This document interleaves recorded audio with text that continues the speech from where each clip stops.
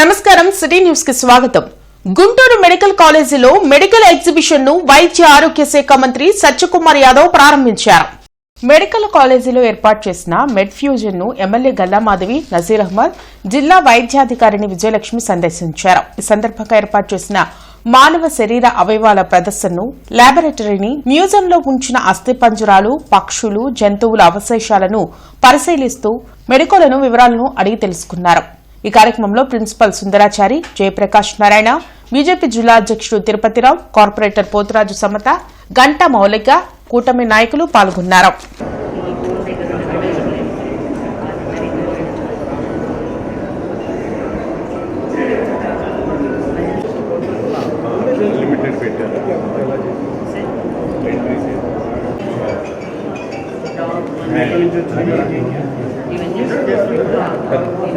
The brain, nasal cavity, oral cavity, pharynx, and larynx all lie breathing. We are your lungs.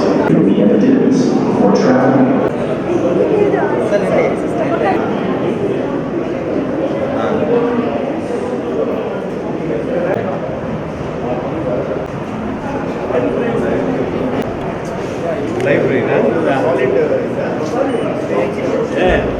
Internet చరిత్రలో సంచలనం city broadband. ఇప్పుడు ఇంటింటికి internet, city నుంచి గ్రామం వరకు అదే స్పీడ్. మీరు ఈ రోజే సిటీ బ్రాడ్బ్యాండ్ కుటుంబంలో చేరండి. రాష్ట్రాన్ని ఆరోగ్య ఆంధ్రప్రదేశ్ గా తయారు చేసేందుకు ముఖ్యమంత్రి చేస్తున్న ప్రయత్నానికి ప్రతి ఒక్కరూ సహకరించాలని మంత్రి సత్యకుమార్ యాదవ్ పిలుపునిచ్చారు. గుంటూరు మెడికల్ కాలేజీలో ఏర్పాటు చేసిన మెడ్ ఫ్యూజన్ కార్యక్రమాన్ని వైద్య ఆరోగ్య శాఖ మంత్రి సత్యకుమార్ యాదవ్ ఎమ్మెల్యేలు గల్లామాధవి, నజీర్ అహ్మద్ తో కలిసి ప్రారంభించారు. ఈ సందర్భంగా ఆయన మాట్లాడుతూ 30 సంవత్సరాల తర్వాత ఈ కళాశాలలో మెడ్ ఫ్యూజన్ ఎగ్జిబిషన్ ఏర్పాటు చేయడం సంతోషంగా ఉందన్నారు. శరీరంలో ఉన్న అన్ని అవయవాల పనితీరు గురించి అన్ని విషయాలను కూలంకషంగా వివరించాలన్నారు. విద్యార్థులకు ఈ కార్యక్రమం ఎంతో దోహదపడుతుందన్నారు. ప్రపంచ క్యాన్సర్ దినోత్సవం సందర్భంగా ప్రతి ఒక్కరూ క్యాన్సర్ పట్ల అవగాహన కలిగి ఉండాలని సూచించారు. క్యాన్సర్ బారిన పడకుండా ప్రజలకు ఉచితంగా స్క్రీనింగ్ పరీక్షలు నిర్వహిస్తున్నామన్నారు. ఇప్పటి వరకు 1,40,00,000 మందికి స్క్రీనింగ్ పరీక్షలు నిర్వహించామని వెల్లడించారు. 617 కోట్లు క్యాన్సర్ పేషెంట్ల కోసం ఖర్చు చేస్తున్నామన్నారు.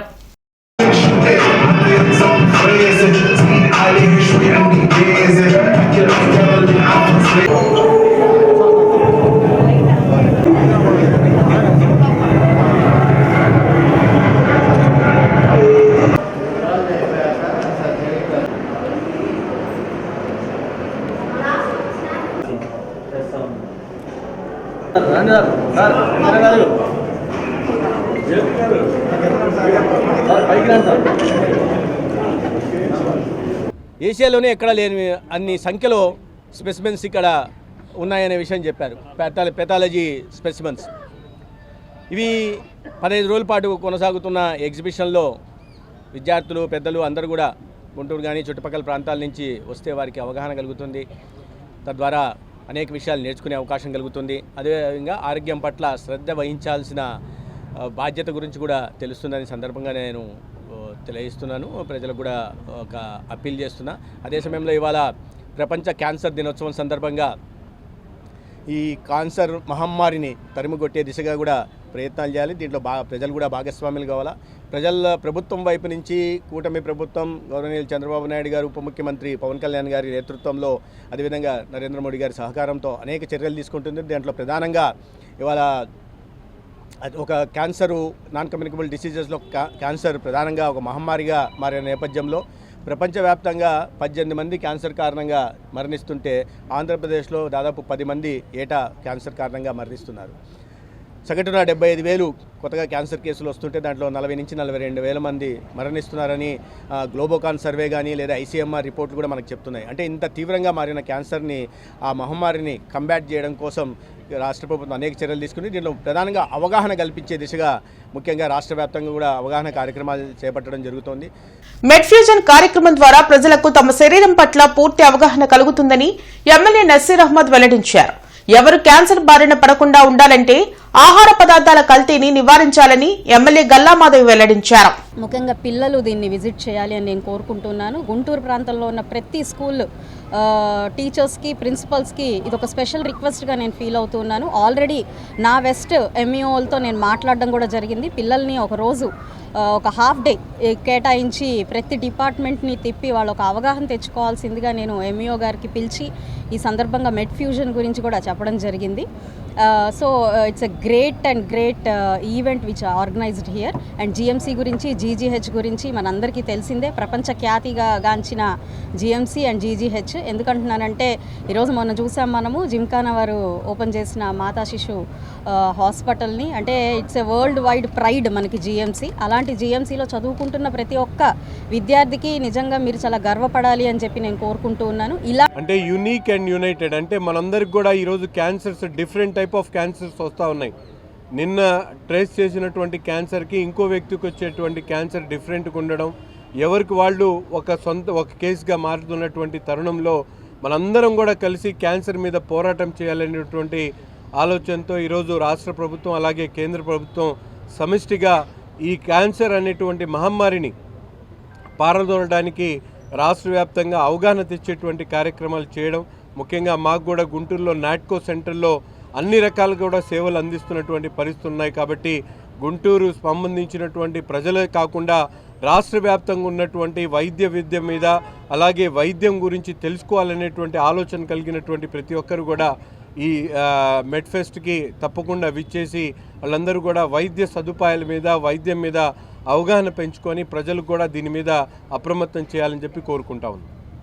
వైసీపీ అధ్యక్షులు జగన్ గుంటూరుకు వచ్చారు. తాడేపల్లి నుంచి భారీ ర్యాలీగా ఆయన గుంటూరుకు చేరుకున్నారు. ఇటీవల మాజీ మంత్రి అంబటి రాంబాబు ఇంటిపై జరిగిన దాడిలో ధ్వంసమైన ఆఫీస్, ఇళ్లను జగన్ పరిశీలించనున్నారు. అంబటి కుటుంబ సభ్యులను ఆయన పరామర్శించనున్నారు. తాడేపల్లి నుంచి రోడ్ మార్గంలో గుంటూరుకు చేరుకున్న మాజీ సీఎంకు అభివాదం చేసేందుకు ప్రజలు భారీగా తరలివచ్చారు. అయితే నగరంలో పోలీస్ 30 యాక్ట్ అమలులో ఉందంటూ పోలీసులు ఆంక్షలు విధించారు. పలువురు నేతలకు నోటీసులు ఇచ్చారు. అంబటి ఇంటి వద్ద భారీగా పోలీసులు మోహరించారు. ప్రజలు అటువైపుగా రాకుండా బారిగేడ్లతో అడ్డుకుంటున్నారు. దీనిపై వైసీపీ శ్రేణులు మండిపడుతున్నాయి.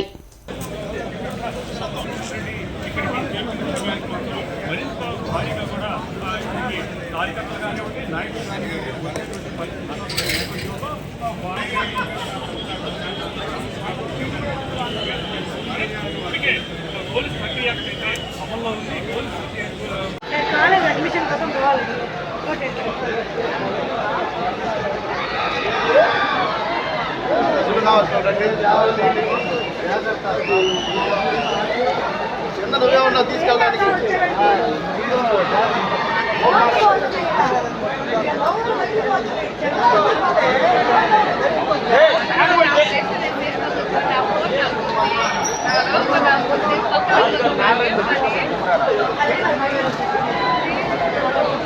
రాష్ట్రంలో సమస్యలు ఏమీ లేకపోయేసరికి మాజీ ముఖ్యమంత్రి జగన్ అరాచకవాదుల పరామర్శకు వెళ్తున్నారని మంత్రి సత్యకుమార్ యాదవ్ ఎద్దేవా చేశారు.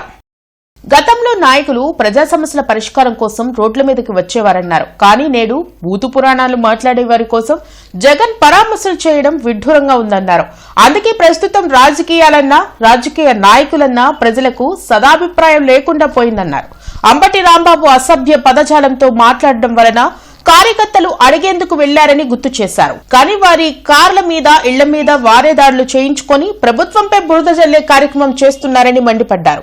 నిన్న కేబినెట్ సమావేశంలో దిగ్భ్రాంతికరమైన విషయాలు తెలిసాయన్నారు.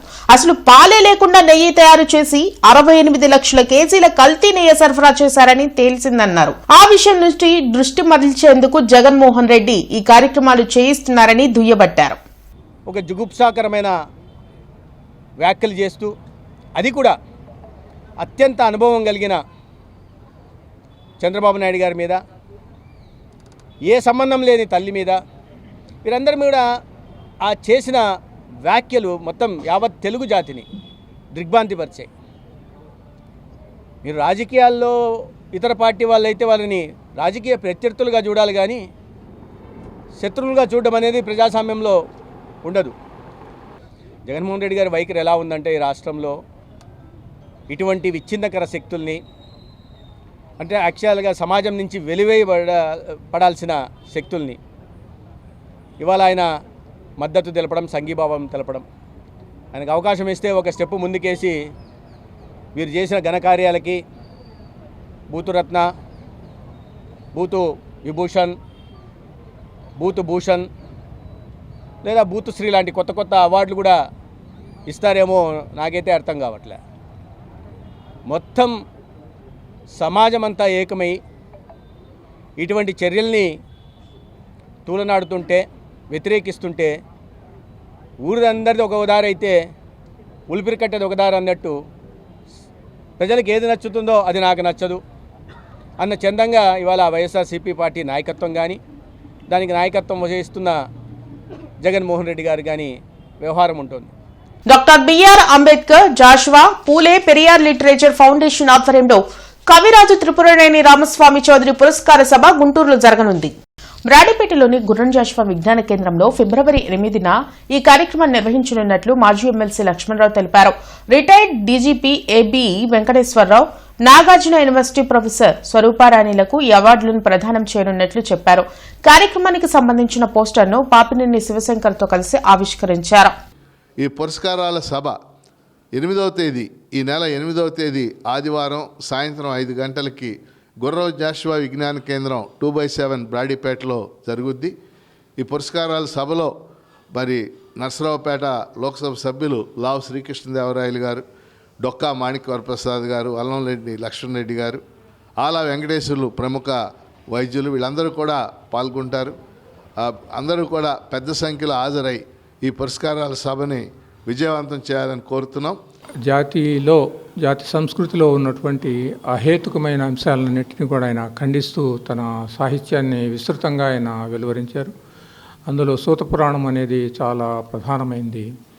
అందులో ప్రాచీన కాలపు మన సంస్కృతిలో ఉన్న హేతురహితమైనటువంటి భావజాలాన్ని అంతటినీ కూడా అందులో పద్య రూపంలో ఆయన విమర్శించాడు. అట్లనే శంభుకవధ, కురుక్షేత్ర సంగ్రామము, ఖూని ఇలాంటి గొప్ప నాటకాలను కూడా ఆయన రచించి హేతువాద ఉద్యమానికి బీజాలు వేసినటువంటి గొప్ప వ్యక్తి. తదనంతర తరంలో ఒక నూతన భావజాలం తెలుగు జాతిలో ఏర్పడటానికి ఆయన చాలా కృషి చేశాడు. షబే బారత్ సందర్భంగా రంజాన్ మాసం ముందు ముజింబాయి సహాయంతో షేక్ మీరావలి నిరుపేద ముస్లిం కుటుంబాలకు బియ్యం పంపిణీ చేశారు. ఆయన తరఫున రంజాన్ సందర్భంగా ఈ ప్రతి ఒక్కరికి 26 కేజీల బియ్యంని సరఫరా చేస్తున్నాము. రాబోయే రోజుల్లో కొంతమందికి ఇస్తాను, నేను కూడా కొంతమందికి ఇప్పిస్తానని నా తరఫున నేను రంజాన్ శుభాకాంక్షలు పండుగ షబే బారత్ సందర్భంగా ప్రతి ఒక్క ముస్లిం కుటుంబం అందరూ సుఖశాంతితో ఉండాలని మనస్ఫూర్తిగా అలానే దువా చేస్తున్నాను.